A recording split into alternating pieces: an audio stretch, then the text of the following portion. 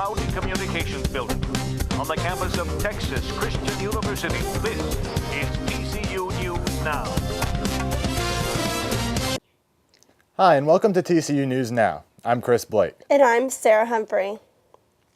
Students at the University of Texas in Austin are back at class after the campus library shooting. Police say 19-year-old Colton Tooley fired shots on campus before killing himself. UT Austin sent out 53,000 text messages to warn students about the incident. TCU also has an alert system that lets students know when there's a crisis on campus. Students we talk to feel safe with the way the university deals with emergencies on campus. To get to my class, I have to go down into the basement of the parking garage, but I always see a security guard there, so I feel really safe about it. Actually, my mom was telling me that there's some texting thing that I need to sign up for, which I'm not really sure about, so maybe that needs to be advertised better, but I think overall we would be pretty prepared for it. TCU's chief of police said they are trained and prepared to respond to active shooters. The football team starts Mountain West Conference play in Fort Collins against Colorado State. The goals are the same as last season: go undefeated and get to a BCS game. With the first levels of head coach Gary Patterson's pyramid-colored purple, the Frogs embark on the next two levels, conference play. We talked about making sure we could color in the bottom of our pyramid, and we've been able to do that without a blemish. And now the real season starts. All the conference schedule, what you play for, you play to be the conference champion. TCU won the Mountain West Conference last season, and the coaches picked the Frogs to repeat this year. Every ball game has its own situation of why that game's tough. And if you can win all those games plus win at home by some stretch of the imagination, then you deserve to be the champion. If you don't, then you won't. TCU's first conference game comes at Colorado State, who broke a 12-game losing streak against Idaho in Week 4. Defensive tackle Corey Grant says his biggest worry isn't the play on the field. But I'm more worried about the weather, even though people say it's going to be warm. Last time I was in Colorado, it was extremely cold. So more so, I'm worried about the weather and preparing for this ball game like that. The last time the Frogs were in Colorado was for a 20-17 win over Air Force last season, a game in which the temperature reached single digits. This season, the Falcons look to be TCU's toughest home task when they bring the nation's top-ranked rushing offense to Amon Carter Stadium. I read where Air Force's corner, said, I can't wait to get to Fort Worth because we believe you can beat TCU. Well, good. We'll be here. TCU gets 12th ranked to Utah in Salt Lake City this season, a game which could define each team's year if both stay undefeated. Then there's New Mexico. The Horned Frogs beat the Lobos 51-10 a year ago in Fort Worth, and this year the game is in Albuquerque. It could pit a winless Lobos team against a Horned Frog team hungry for its second straight undefeated regular season. Follow the Frogs all season, home and road, on TCUDailySkiff.com. Head coach Gary Patterson says even though the Frogs beat teams like Clemson and BYU on the road last season, he thinks if this year's team goes undefeated, it will have a better chance to play for a national championship. I think I have a lot more argument this year if you can get through the kind of schedule we have, and then you can win and still win all the way up and win at Utah, even though you still have a game left. I think you have an argument. The Horned Frogs could be heading east. According to a report in the New York Post, TCU is a potential target of the Big East Conference. Two sources say the Frogs are on the conference's radar.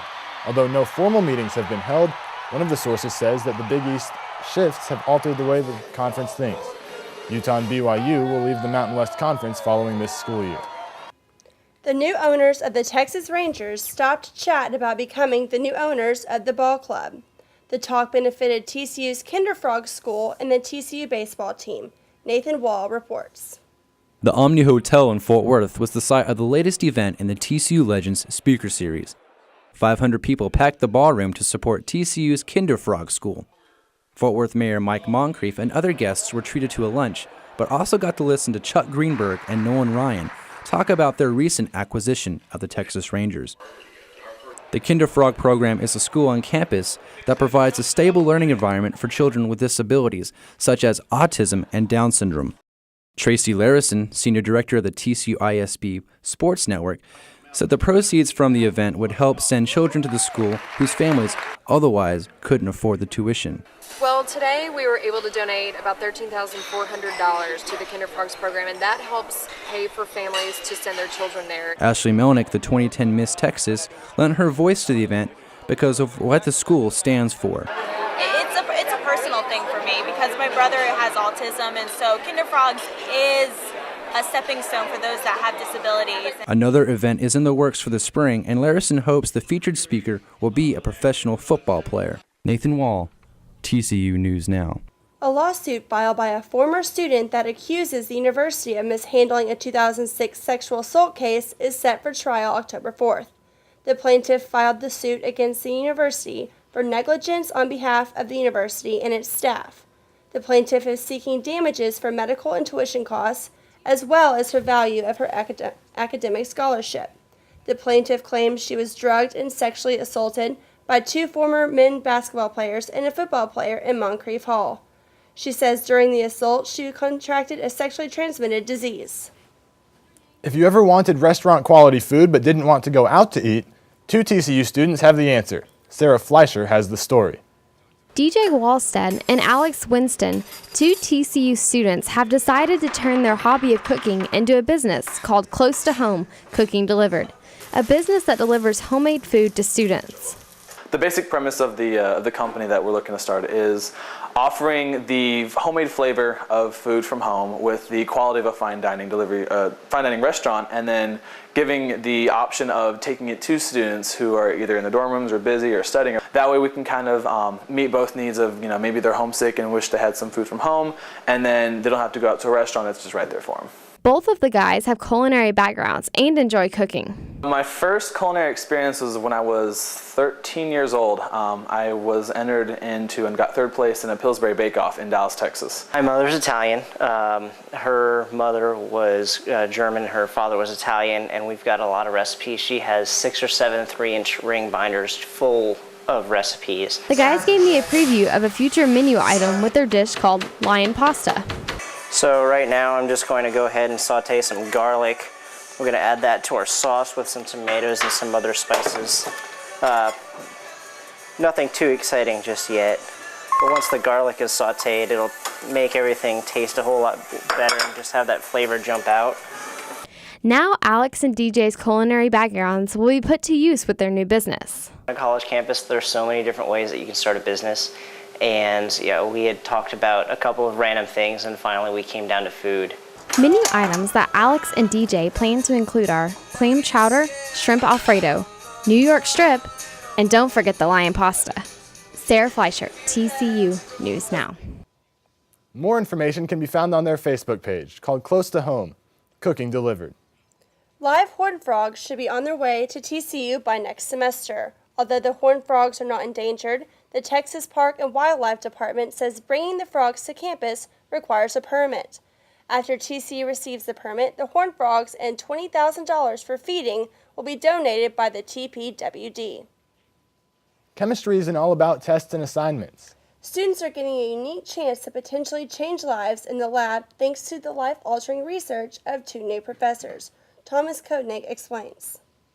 When you think of chemistry, it's easy to focus on just the books and the test tubes in the labs, but it's the impact that 2 new professors are making that shouldn't be overlooked. First-year professor Dr. Kayla Green has started research with their grad students to lessen the symptoms of Alzheimer's by removing metals from the disease, while Dr. Eric Simonic's students are focused on developing new polymers to better deliver drugs to cancer patients, a process that has already made tumors disappear in mice. What we're trying to do is take a tree-shaped polymer, which by the nature of being tree-shaped is globular, and metaphorically what we do is we pluck off some of these leaves and we attach cancer drugs so that all of the drugs get selectively to the tumor and the patient doesn't see the nausea and the hair loss and the muscle atrophy. As well as improving symptoms for Alzheimer's patients, Green and her students are trying to find ways for cancer patients to check the efficiency of their treatment without having to wait 6 weeks for an MRI. And so if we can do that on a weekly basis and look at the how well our therapy is working for each patient, we can develop better means of increasing the survival rates for cancers like colon cancer or prostate cancer that are very, very, very aggressive types of cancers. The chance to fight those aggressive cancers while improving lives is what has others excited about the new research.